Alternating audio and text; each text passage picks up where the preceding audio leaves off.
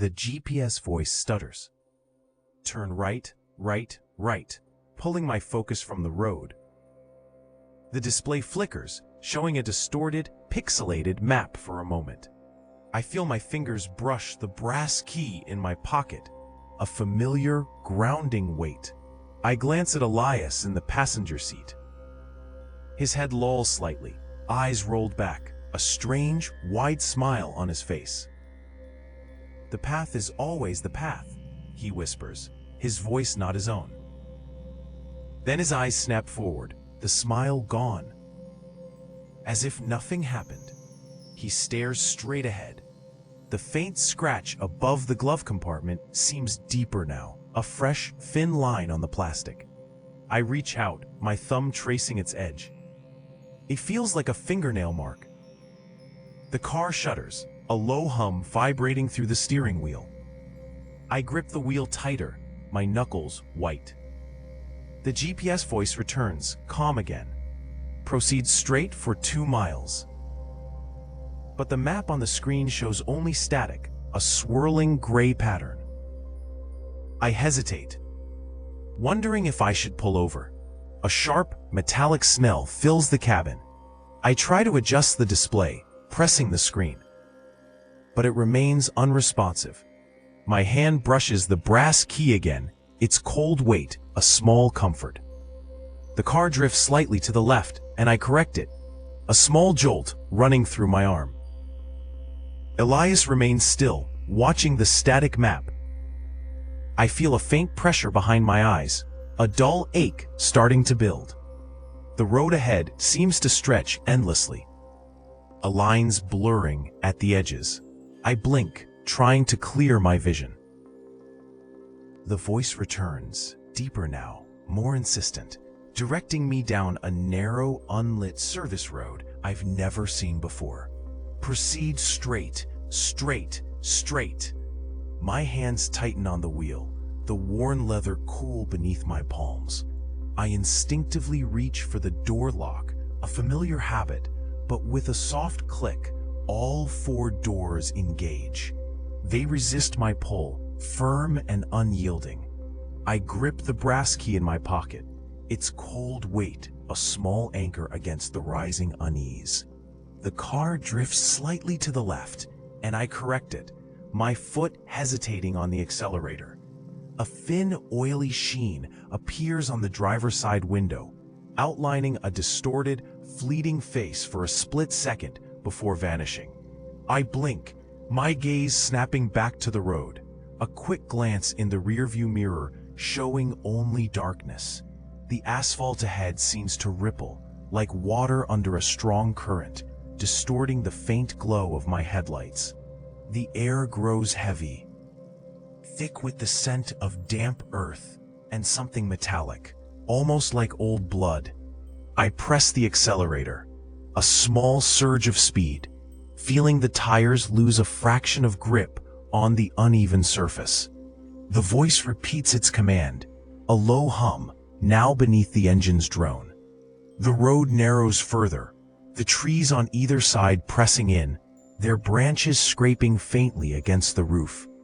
I adjust my grip on the wheel, my knuckles white, a tremor running through my arm. The brass key feels colder now, a tiny point of focus in the growing darkness. The road ahead is no longer asphalt, but packed earth, slick with an unknown moisture. The car accelerates, a low hum vibrating through the floor. I press the brake, but nothing happens. The engine pulls harder, fighting my grip on the wheel.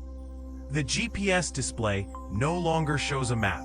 Instead, a shimmering, dark blue expanse fills the screen, growing closer with each passing second. It feels like water, but too deep, too still.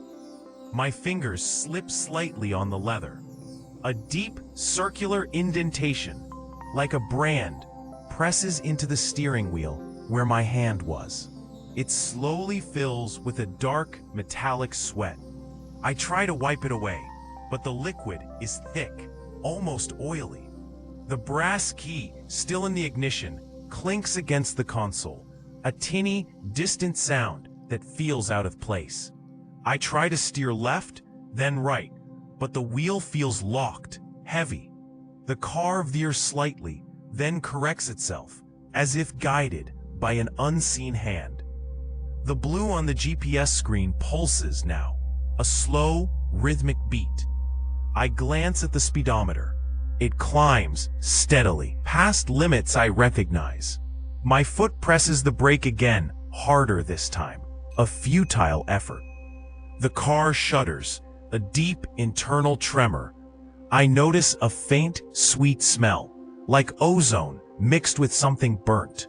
The metallic sweat on the wheel spreads, cooling my palm. I hesitate, wondering if I should try the emergency brake. The blue expanse on the screen seems to ripple, almost inviting me forward. The hum grows louder, a low thrumming in my teeth. I adjust my grip, feeling the strange liquid seep into the worn leather. The car is faster now. The GPS voice shifts. No longer a clear instruction. It's a garbled whisper now, a chorus of indistinguishable voices repeating, "Follow, follow." The dash lights flicker wildly, dimming and brightening with no rhythm. I grip the steering wheel tighter, my knuckles pressing into the worn plastic. My gaze drifts to the speedometer, but the numbers jump erratically. I reach for the radio dial, intending to silence the growing noise, but my fingers hesitate. Brushing the wrong knob, the radio bursts to life with ear-splitting static, a harsh shriek that makes my ears ache. I flinch, pulling my hand back quickly. A strange, prickling heat radiates through my pocket. I reach in, my fingers closing around the brass key. It feels warm, much warmer than it should be. The heat intensifies, a steady burn against my palm. I pull it out, the brass glinting faintly in the erratic dash light. I glance at the passenger seat. A small, perfectly circular burn mark has appeared on the fabric, just beside the empty space. It smells faintly of ozone, like a storm just passed through the car. The synthetic fibers are melted into a hard, dark bead. I try to focus on the road, but the flickering lights make the lines blur. The key in my hand grows hotter, almost too hot to hold. The whispers from the GPS seem to press in closer, echoing the static. I shift my grip on the key. A small bead of sweat forming on my forehead. The burn mark on the seat seems to deepen, the edges crisping further. I should pull over, but the road ahead is the only path I see. My foot presses the accelerator, a small, involuntary twitch. The car swerves violently, pulling me hard against the seatbelt. Headlights dim and brighten, painting the dense fog ahead in erratic flashes. The GPS whispers distort, a garbled instruction about a turn I cannot see. I instinctively grab the brass key, pulling it from my pocket. It vibrates intensely, a furious hum making my hand numb. A fine, glittering dust, almost metallic, coats the entire dashboard, catching the dim, erratic light like microscopic shards of glass. I try to adjust my grip on the wheel, but the car lurches again, pulling right. A face appears in the passenger seat, sudden and silent. It's Marcus. His eyes are rolled back, showing only white, and a wide, unnatural smile stretches his lips. "The path is only clear when you stop looking," he rasps, his voice not his own. Then he is gone, leaving only the cold air where he sat. I hesitate, my foot hovering over the brake. The GPS voice clears for a moment, recalibrating. The metallic dust on the dash begins to shift, forming tiny, intricate patterns that ripple with the car's vibrations. I feel a faint burning on my palm where the key presses into it. The hum intensifies, a low thrumming now echoing through the floorboards. I try to wipe the dust away, but it clings, sparking faintly as my finger brushes it. The car drifts, the tires losing purchase on something slick beneath the fog. I grip the key tighter, a mistake.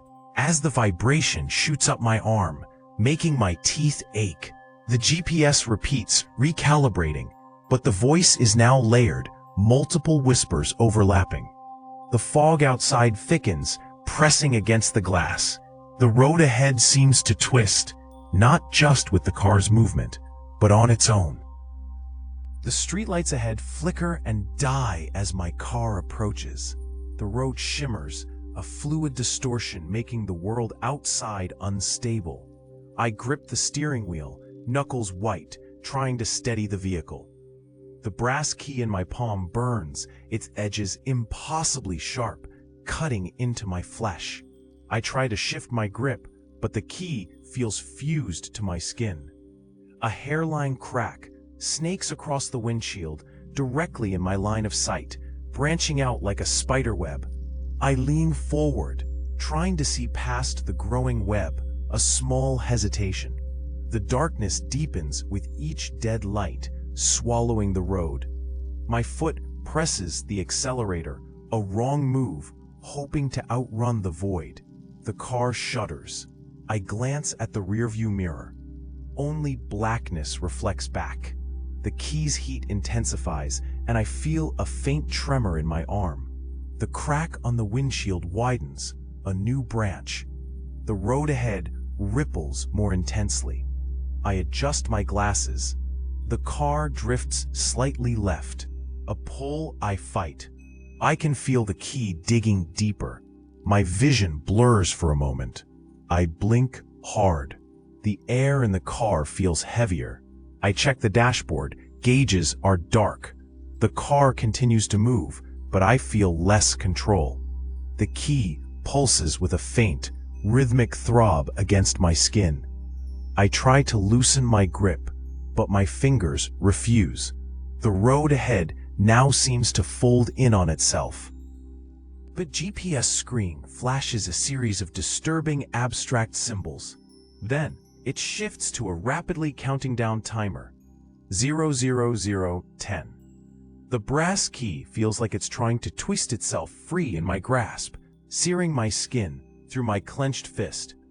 A metallic groan emanates from within it. I try to loosen my grip, but the key feels fused to my palm. My fingers ache, a dull throb. A dark, viscous liquid, smelling faintly of stagnant water and something metallic, begins to seep from beneath the dashboard onto the floor mat. It forms a small, expanding puddle. I watch the numbers on the screen tick down, 0007. The liquid spreads, touching the edge of my boot. I shift my foot, a small, involuntary movement away from the growing stain. The key vibrates harder now, a low hum against my palm that resonates up my arm. I glance at the dashboard, wondering if I should try to stop the leak.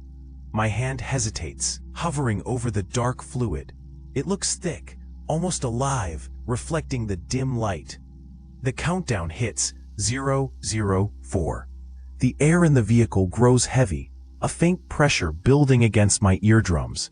The key suddenly goes cold, then hot again, a sharp jolt. I flinch, nearly dropping it onto the spreading puddle. The liquid on the mat now shows distorted symbols swirling within its depths, mirroring the screen. I press my thumb against the key's cold surface, trying to steady it, trying to understand. The timer blinks 0001. I take a shallow breath, bracing myself for whatever comes next. The car rolls forward, and I see a vast expanse of black water now, reflecting distorted city lights in the distance. My left wrist aches, a faint, star-shaped scar throbbing beneath the sleeve. The car's windows fog rapidly from the inside, obscuring my view, and a deep, resonant thrumming begins from beneath the floorboards. I grip the brass key, its cold weight familiar in my palm, and try to jam it into the ignition. It won't fit, sparking violently against the metal. A sharp jolt runs up my arm. The plastic around the ignition scorches black, a new mark joining the others. My hand feels numb, a dark red welt already forming where the key pressed.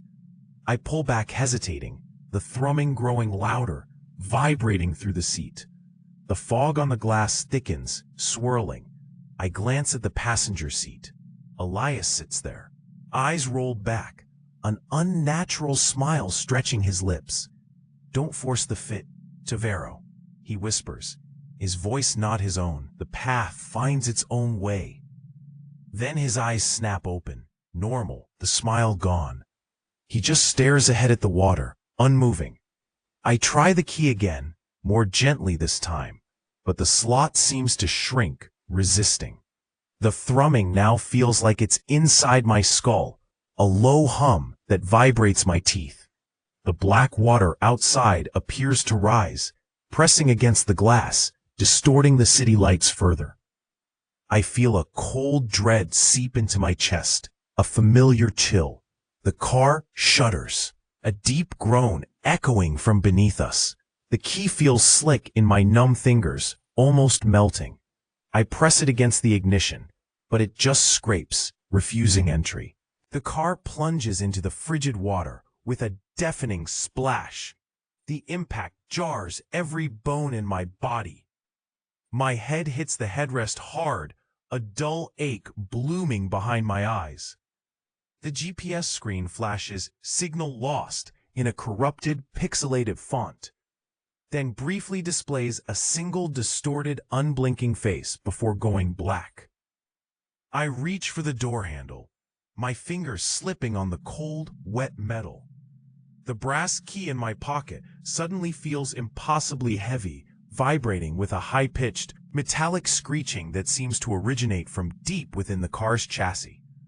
I try to push myself upright, my movements sluggish against the growing pressure. A sudden, violent jolt rocks the car as it submerges further. Water begins to seep in through the door seams, cold tendrils wrapping around my ankles. I notice a fresh, deep gouge along the driver's side door, as if something sharp dragged against it from the inside.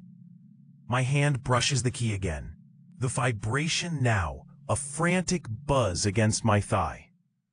I hesitate, wondering if I should try the window, but the glass already shows hairline cracks spreading from the edges. The screeching intensifies, a sound that feels like it's tearing at the very structure of the vehicle. I press my palm against the dashboard, seeking purchase, but it offers no real comfort. The car tilts sharply, pulling me deeper into the cold.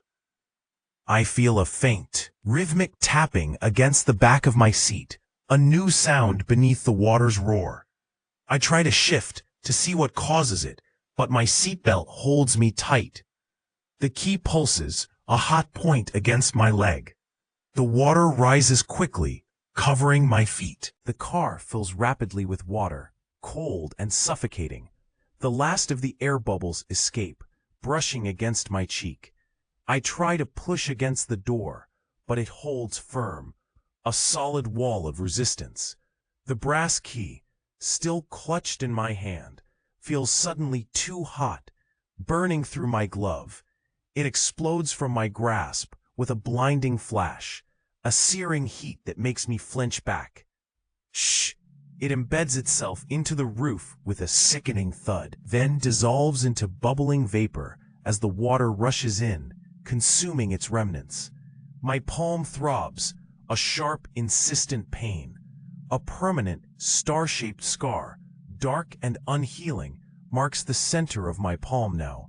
I press my thumb against the new mark, a dull ache spreading through my hand. The water reaches my chin, then my mouth. I tilt my head back, trying to find a pocket of air near the roof, but the space shrinks quickly, pressing down.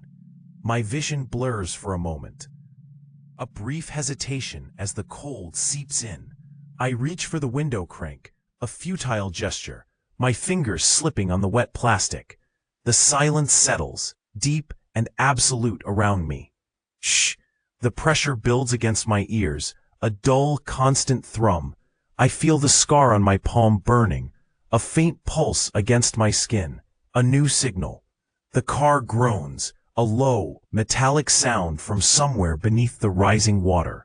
I close my eyes, the cold seeping into my bones, waiting for the next instruction.